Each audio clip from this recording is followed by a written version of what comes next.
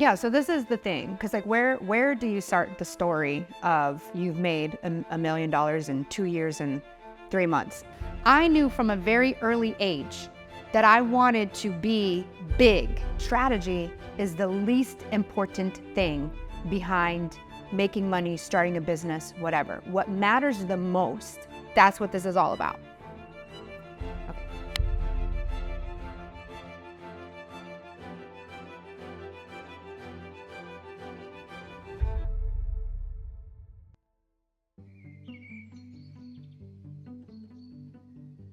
We talked a little bit already about you growing up here. What kind of backstory do you want people to know? Yeah, so this is the thing, because like where do you start the story of you've made $1 million in 2 years and 3 months? Technically, I've been working on making $1 million, my whole life. But so let's say, my childhood, it has its pros and cons. I think we can look at our childhood and see all negative things or all positive things. I really embrace all of it. Melissa has always been very loud, very colorful, very opinionated. If there was something that she was thinking, she was definitely going to share it. And although now I see that as these beautiful qualities in my sister, I think at a younger age that stuff sort of got her in trouble.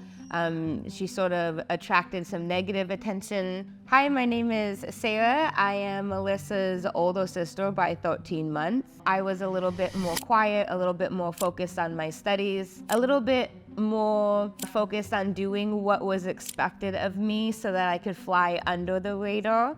And so even though me and Melissa, after we graduated high school, kind of took on similar types of roles in life, I think that my stuff was always sort of celebrated, and Melissa's, we always sort of looked at her like, what are you doing? Like, what are you doing now? My childhood is a whole other thing. It's a lifetime movie, especially the fact that I went to a very abusive boarding school in Montana, and I was there for 2 years.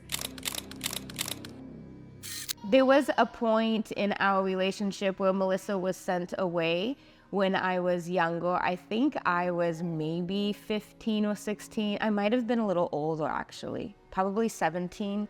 And Melissa was sent away from our house. And I just remember feeling as though I lost the ability to be able to talk to somebody in my household that knew exactly what I was going through and knew what it was like to grow up with our parents, knew what it was like to want to be out. And I always felt like she could just relate to me.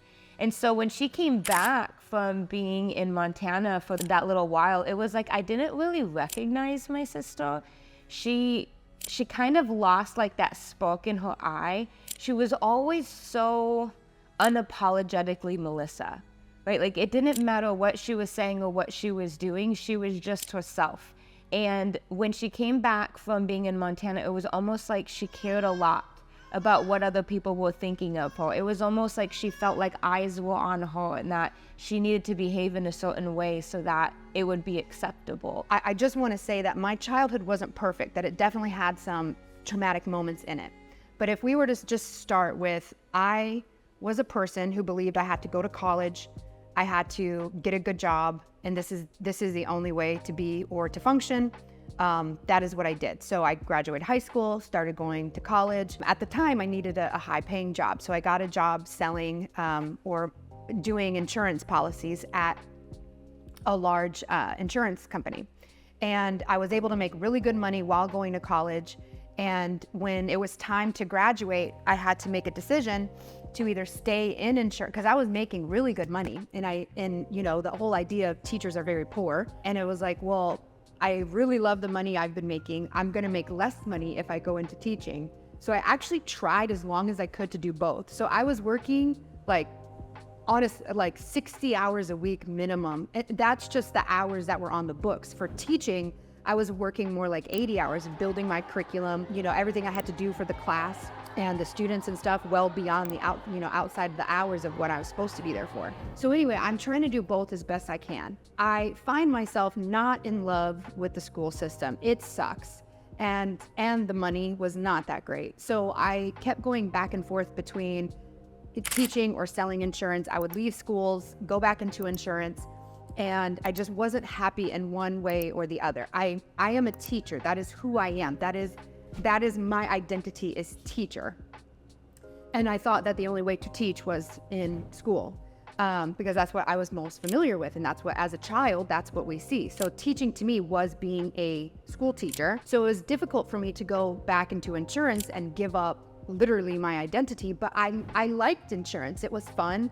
I really geeked out on it, and it's something that I can passionately talk about. I was back and forth in between two different worlds. We didn't really know what each other were doing in life.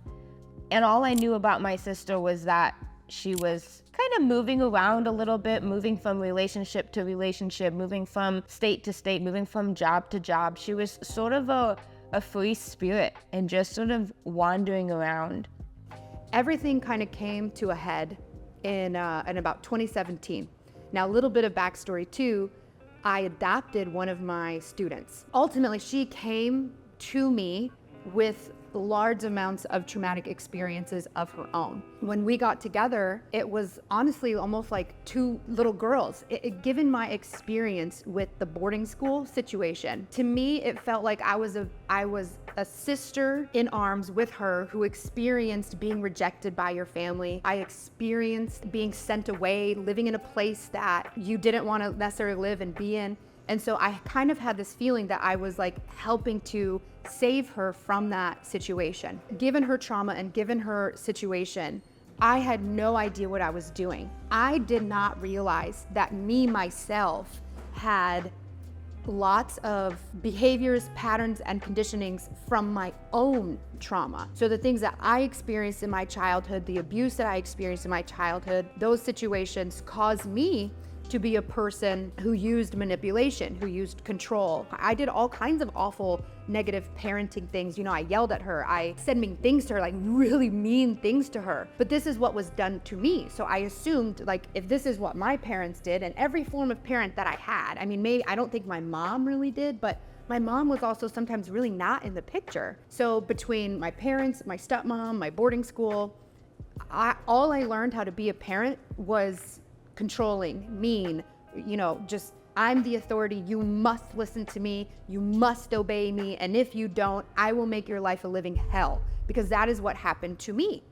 So she revolted back against that like hardcore, and it made me begin to question what I was doing. At the same time, my eldest sister begins to have children, and she is like completely changing the way that she operates, the way she doesn't want to parent like we were parented. And so I got to this point where I began to question, why am I controlling and manipulating and saying mean things and being this person to my daughter? Do I have to do that? Why am I doing that? Can I change? I would like to be different. I don't think our childhood was horrible, but I do believe that every person, regardless of the level that they experience it on, experience things inside of their childhood that are traumatic for them, that create issues for them. And so when we had left and we had grown up, we both, actually all of us, all of my siblings, we really made it a priority to make sure that we were on some type of journey of self-development, self-improvement, healing. I feel like when we initially started that journey, we needed to separate ourselves from one another. It was almost as if when we would get together, there would be triggers, things from our childhood or things that were unsaid or unresolved from our childhood that would sort of push on each other. And it would just sort of end up in everybody kind of going your own way. And I very distinctly remember about the time that we all started having children and bringing them together. And when I say we, I mean me and my other siblings. Melissa had not had a child at this point, but we started to think about family and being pulled together, and we started having commonalities and talking about things. And I realized that me and my sisters were on very similar journeys. All of us in some way, shape, or form were doing some type of counseling. We were looking for maybe wisdom around what we were experiencing and some of the stuff that we were butting up against inside of life. And I really felt like that pulled us closer together. So we started to share with each other more about what we were doing. And so it kind of began this journey. So everything comes to a head in like 2017. Actually starts in like 2016.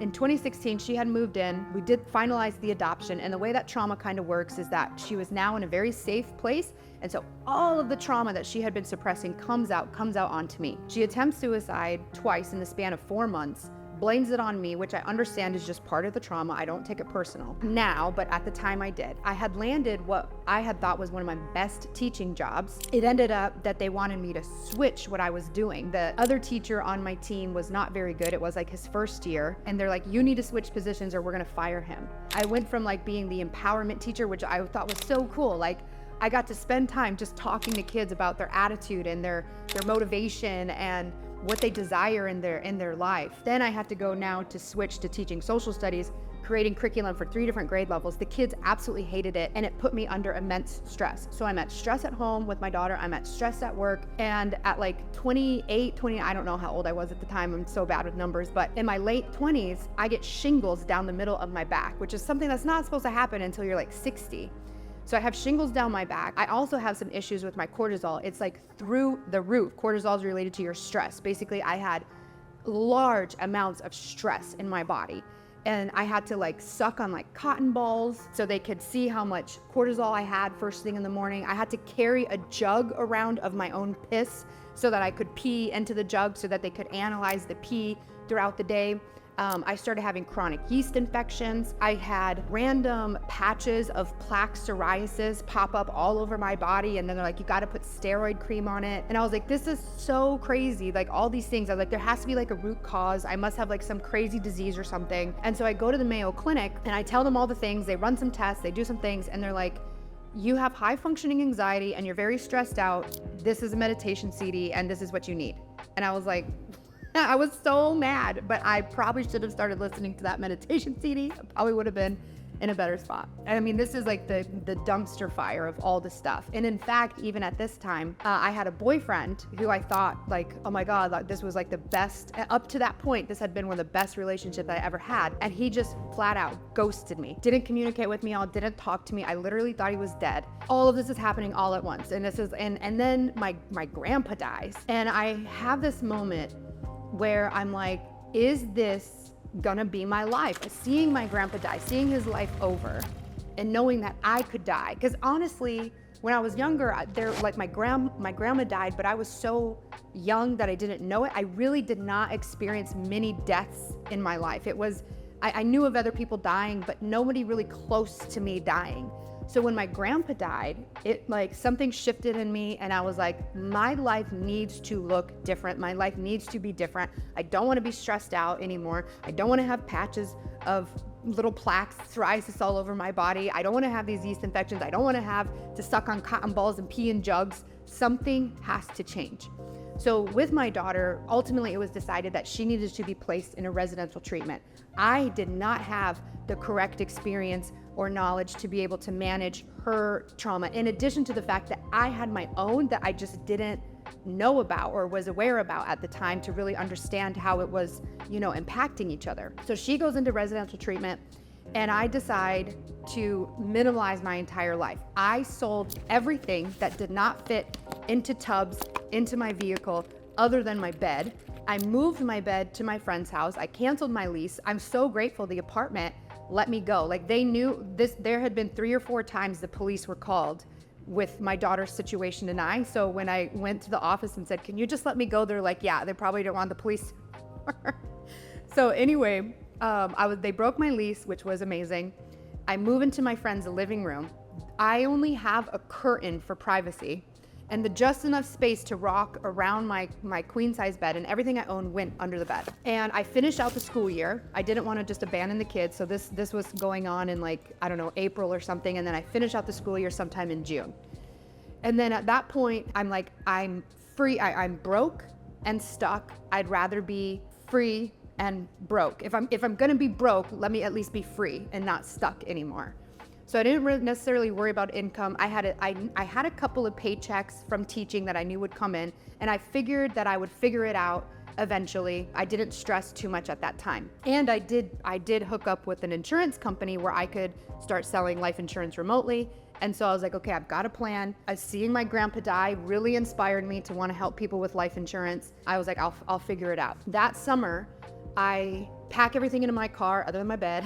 I go to my grandma's house since my grandpa had just died that spring and I wanted to hang out with her. She's diagnosed with breast cancer.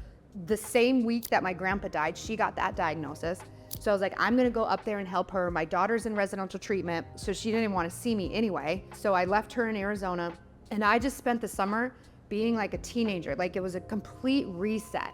And I hung out with my younger cousin, who was like 14 or 15 at the time, and we just hung out, watched movies, and I just completely relaxed and like detached from the life that I had had, so that I could de-stress and allow the stress to move from my body. And I was taking my grandma to her appointments. Also, what had happened, that's like, I don't know exactly how it ties into everything, but I got meningitis, which is like awful, and it was like the worst headache of your life. And I go into the hospital. I spent like the few days leading up to my birthday in the hospital with this meningitis. I had to have things poked up my spine, and I'm like, I thought I was figuring out all my medical issues, and now I got this all going on. But it meant that like for my 30th birthday, I was still in like this kind of weird state, and I was actually kind of nervous because I wasn't able to handle senses very well. Like, I just kind of felt dizzy all the time, even though I left the hospital. And I looked up online, I was like, when am I gonna be better? And some people had said it's been months since they've had meningitis and they're still feeling this way. And I was like, oh crap, like, I hope I get better. And I did. Magically, in the same week, my grandma was told that her cancer was fine. She had surgery and it was enough. She didn't have to do radiation. And then I got to a point where I was like, okay, well, my grandma doesn't need me anymore. My daughter is gonna be released soon from residential treatment, and I'm getting to the point where I need to make money. I felt better, like in that like it all just kind of worked out that week. So then I made the decision to go back to Arizona so I could be there for my daughter, and I had my teaching license so I could easily substitute teach. The life insurance thing did not work out. It ended up being a company that gave me like a bunch of numbers to call that were so old. When I called the people, they're like, stop calling me.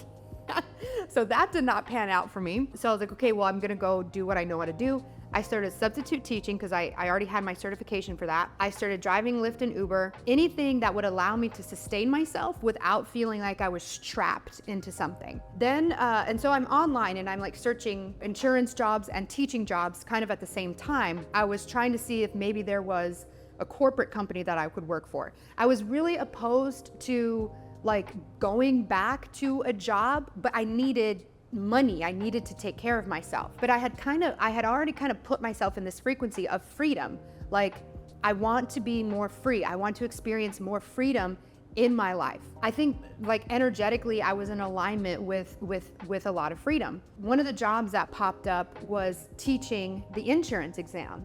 So I was like, oh my gosh, like, I know how to teach. I've been licensed in insurance before. I understand some of that. So I submitted my resume. I got a phone call, and oh my gosh, she's amazing. She said the day your resume came across my desk was one of the best days of my life. And her and I ended up forming an amazing relationship. They initially told me I would get like maybe 4 days of work a month at $28 an hour. So I was like, okay, well, I'll just add it to the lifting and the Ubering and the substitute teaching, and hopefully it will allow me to build my resume that I could move into some sort of like corporate position or something. So I start doing that, and I had a couple of classes under my belt, and then in January, they said, since you have a flexible schedule, this rarely happens that we will have a client, like an insurance company, call and ask for an in-person class.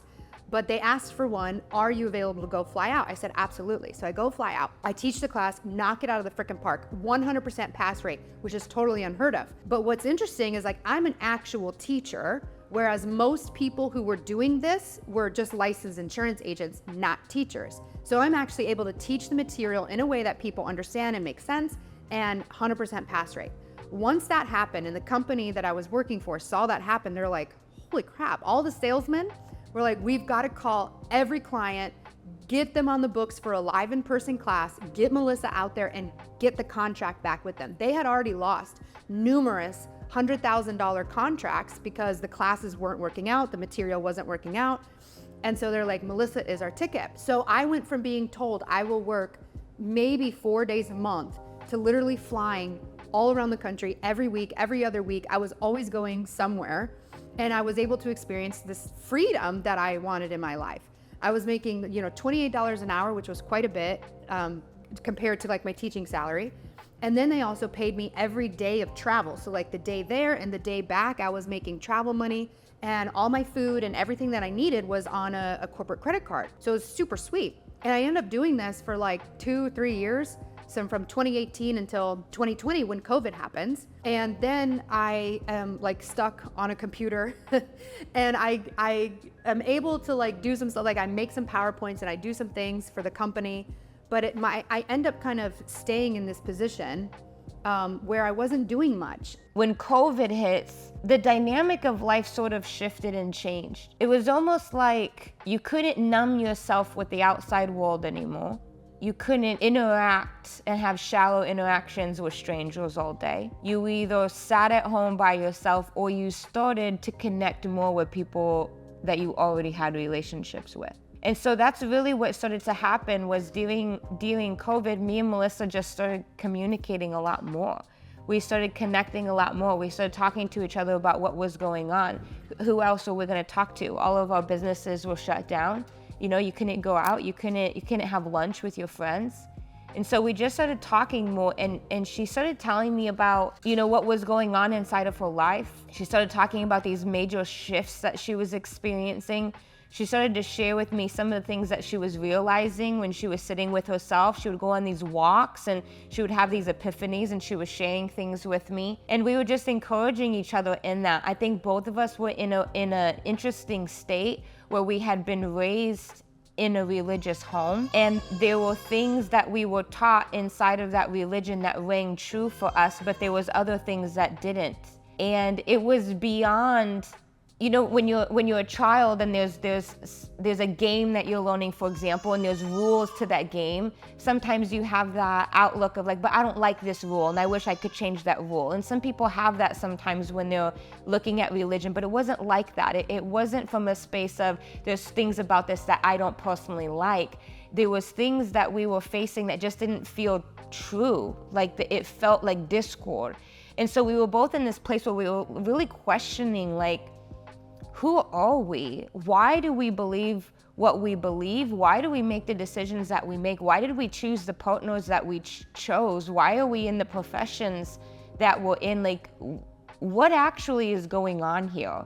And both of us were in that state of mind around this same time. I was really starting to question whether what I was doing was what I wanted to do. It was really fulfilling and it was keeping a roof over my head, but I was getting that same antsy feeling that I got when I left corporate America that just felt like this is not where I'm supposed to be. It felt like lost. And Melissa was experiencing that same thing and she was telling me the solutions that she had. Like, I'm gonna talk to my boss and I'm gonna tell him about the changes that we need to make, or I'm gonna ask for the raise that I want, or I'm gonna go out for this position, or I'm gonna pitch this idea. It was always something that she was doing to try and convince Exam Effects to let her do more than what they were having her do. You could tell that my sister had a desire in her, like a urge to create this thing, and she was being blocked and stopped from being able to create it. And at the same time, I was having my own similar experience of I want to create this thing, but I feel like I'm living in this box of my brick and mortar business and that I'm not able to do that. I feel like this happens, like you go throughout your life and you're presented with amazing opportunities, it goes well and everything's awesome, but then it's time for the next thing. So then what was once awesome begins to feel not so awesome. And this just continues to happen as you grow and evolve throughout your, life.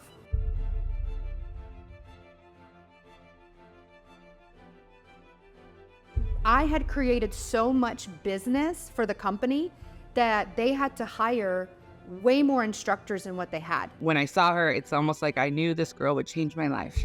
So they turn the world around at the company to make sure that I was offered a full-time position. This is a $90,000 to $100,000. I was like, that's mine. I began dreaming of I could have a YouTube channel. I could do this. I went on that trip and I did things that absolutely terrified me. There's no way in hell I would do these things, but I decided I wanted to be different. I wanted a different life. I wanted to be brave.